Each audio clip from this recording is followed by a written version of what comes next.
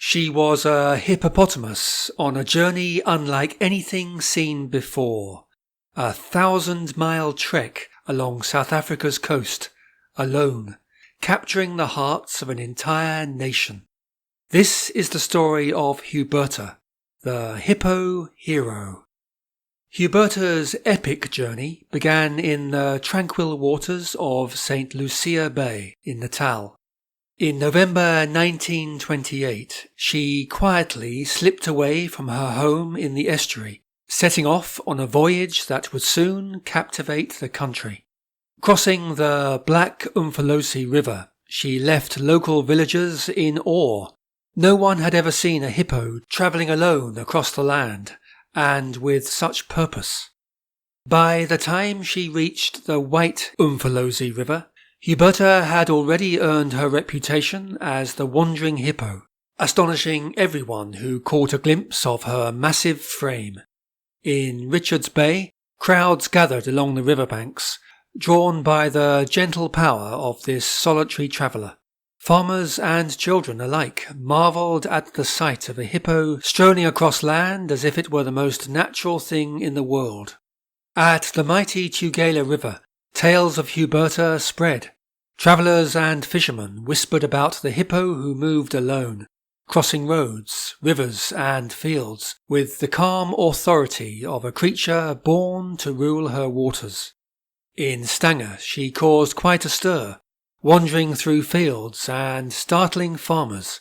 Her fame was growing, one astonished witness at a time. As Huberta made her way along the Natal coast, curious crowds trailed her every step, their fascination sometimes tipping into cruelty. Stones, bottles and sticks were hurled at her in attempts to drive the shy giant from her hiding places. By the time she reached Pietermaritzburg, Huberta had become a celebrity. She even roamed the town at night, leaving footprints along quiet streets and locals shaking their heads in disbelief. In Umhlanga, the legend truly began to grow. Huberta wandered into a police station at midnight, startling officers who could hardly believe their eyes. Later, she explored beaches and even a country golf course, striding across fairways as if she owned the place. Huberta's story first splashed into the headlines on the 23rd of November 1928. The Natal Mercury reported the astonishing sight of a hippo wandering through Natal, and alongside the story appeared the only photograph of Huberta alive. Initially dubbed Billy by reporters, her name was soon changed to Hubert, and the press closely followed her wanderings. Only after her death was it discovered that she was female, and her name was altered to Huberta. During her life, she became a sensation, celebrated as South Africa's national pet, and hailed as the Union's most famous tourist. Through Pinetown, Sydenham and Isipingo, Huberta navigated farmland and small villages. Wherever she went, people came out to watch, bringing her food and marvelling at her gentle presence. At Umkomas, she paused by the river, resting calmly as locals looked on. Her journey was relentless, yet she moved with ease, travelling at her own pace across the landscape. Through Annerley and Port Shepstone, Huberta continued her trek, crossing rivers, roads and fields. Farmers and travellers alike would stop to catch a glimpse of the hippo who seemed to wander wherever she pleased. To some Hindus in Natal, Huberta was more than an animal. She was a protected being. When she arrived near Annerley on the south coast, local Hindu communities are said to have ceremonially deified her. Contemporary accounts tell of her being proclaimed the protector of the poor in a temple service, and even after her death, prayers were offered for her there. To many, Huberta was the home of a mighty spirit. Some Zulus believed she was the reincarnation of Shaka. The Umpondo saw her as the spirit of a renowned traditional healer, descended from a survivor of the wreck of the Grosvenor. Some Xhosa felt she embodied the spirit of a great chief, perhaps even Sandile or Hinsa. returned to ensure justice for their people. Entering the rugged Transkei, Huberta swam across the Umzimkulu and later the Umzimvubu rivers.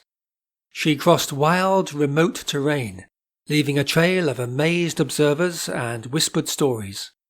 At Port St. John's, Huberta even wandered into the town hall, leaving townspeople stunned. She calmly explored the building before moving on, a creature truly unbound by convention.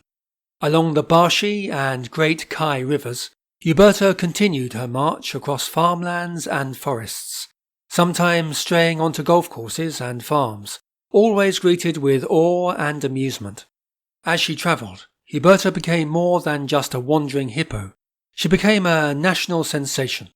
Newspapers reported on her every move, and crowds gathered wherever she appeared, cheering, laughing, and sometimes attempting to steer her along the roads and rivers she called home. Communities from Zulus to Xhosas welcomed her with fascination and respect. She would calmly accept food from villagers, pause to drink from rivers, and then continue on her solitary path, indifferent to the attention she commanded. Attempts to capture her for the Johannesburg Zoo failed.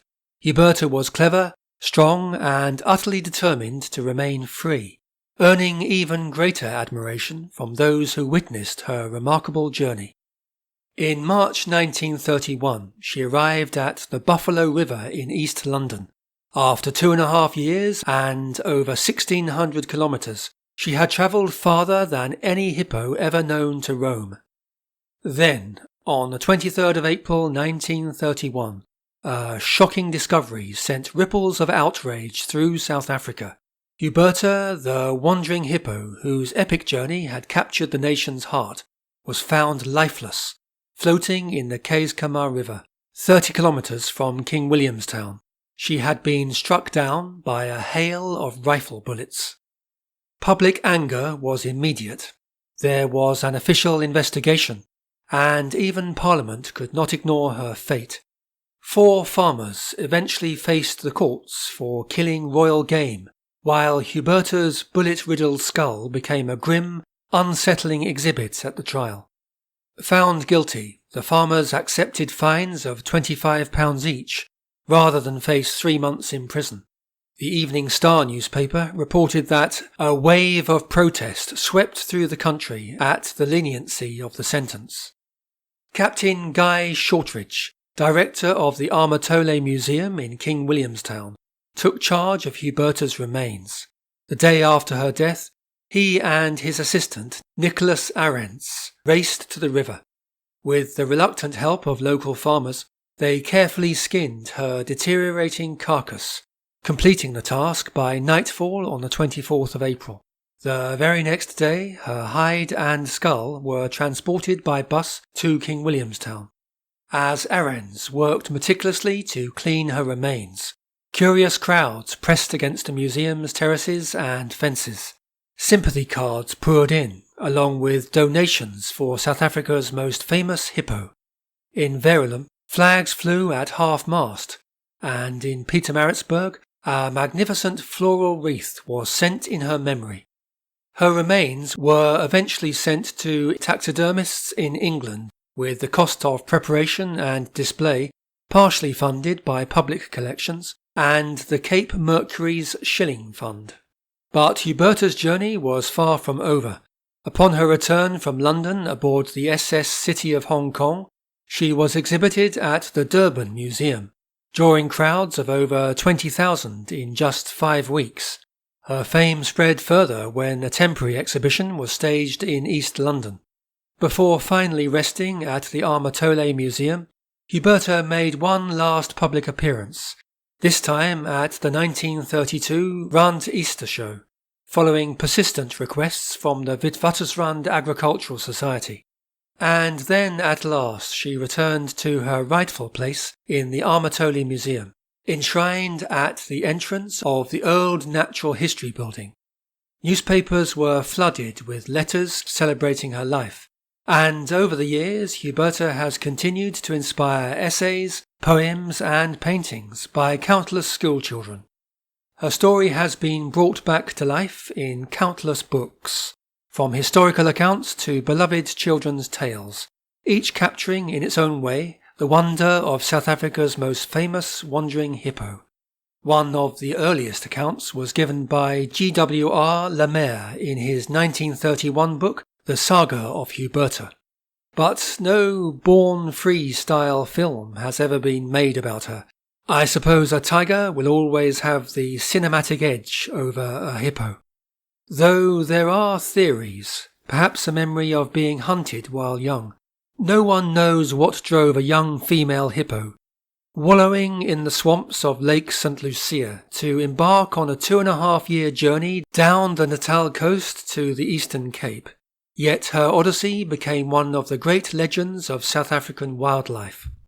From a quiet estuary in Zululand to the rivers and towns of the Eastern Cape, Huberta's story lives on, a reminder that sometimes the most extraordinary journeys are taken by those we least expect, and that courage, curiosity, and the desire to roam free can inspire an entire nation.